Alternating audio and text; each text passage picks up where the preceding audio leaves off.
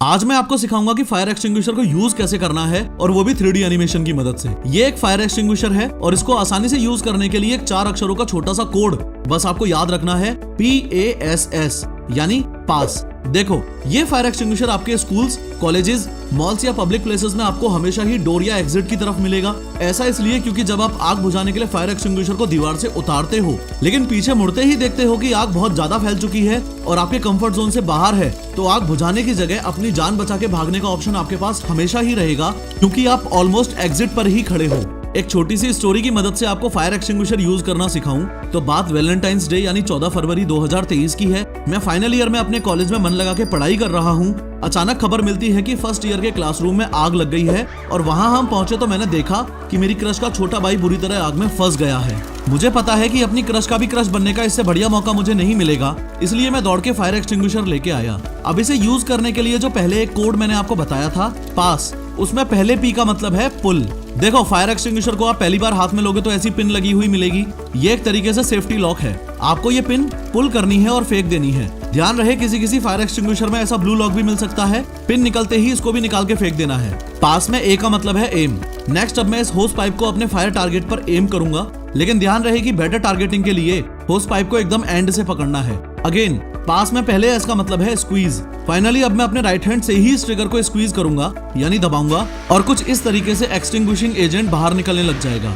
अब जब तक मैं अपनी क्रश के भाई को आग से बचा रहा हूं, तब तक आपको ये बता दूं कि अगर आप भी ऐसी 3D वीडियोस बनाना सीखना चाहते हो तो पिन कमेंट जरूर चेक करना। अब बैड न्यूज ये है कि सिर्फ 45 सेकंड में ये एक्सटिंग्विशर खत्म हो जाएगा, इसलिए आपको जल्दी से जल्दी बुझाना बहुत जरूरी है और उसके लिए काम आता है पास कोड का लास्ट वाला S, जिसका मतलब है स्वीप। यानी कि एक बार फायर एक्सटिंग्विशर चालू हो गया, उसके बाद मैं होस पाइप को ऐसे धीरे धीरे स्वीप जरूर करूंगा यानी हिलाता रहूंगा। इसके अलावा आग को जल्दी से जल्दी बुझाने के लिए 2 खास बातों का और ध्यान रखूंगा कि जब मैं ट्रिगर को स्क्वीज कर रहा हूं तो इसको पूरी तरह से दबाऊं, पार्शियली नहीं। दूसरा ये कि होस पाइप को इस तरीके से टारगेट करूं कि एक्सटिंग्विशिंग एजेंट को आग के बेस में मारूं, ऊपर फ्लेम्स में नहीं। कांग्रेचुलेशंस, अब आपको फायर एक्सटिंग्विशर यूज करना आता है, लेकिन अभी भी 3 बातें ऐसी हैं जो अगर आपको ना पता हो तो आप आग मुश्किल ही बुझा पाओगे। नंबर 1, किसी भी फायर एक्सटिंग्विशर का मोस्ट इंपोर्टेंट पार्ट होता है ये प्रेशर गेज। ये प्रेशर गेज आपको बताता है कि एक्सटिंग्विशर चार्ज्ड है भी या खाली पड़ा है, इसलिए पिन निकालने से भी पहले आपको ये कंफर्म करना है कि प्रेशर गेज ग्रीन पर होना चाहिए। नंबर 2, फायर एक्सटिंग्विशर को यूज करते वक्त जैसे जैसे आप आग के नजदीक जाते जाओगे वैसे वैसे आपको नीचे झुकते जाना है। इसके पीछे बहुत ही बेसिक साइंस है। एयर की डेंसिटी ज्यादा होती है और स्मोक की डेंसिटी कम होती है। इसका मतलब एयर भारी है और स्मोक हल्की है, इसलिए एयर जमीन के ज्यादा से ज्यादा पास रहेगी और स्मोक हाइट पर रहेगी। दैट इज वाई अगर आप झुक के चलोगे तो एयर इनहेल कर पाओगे और खड़े रहोगे तो जो ऑब्जेक्ट्स जल रहे हैं उनकी स्मोक आपके अंदर जाएगी और आपको सांस लेने में दिक्कत होगी।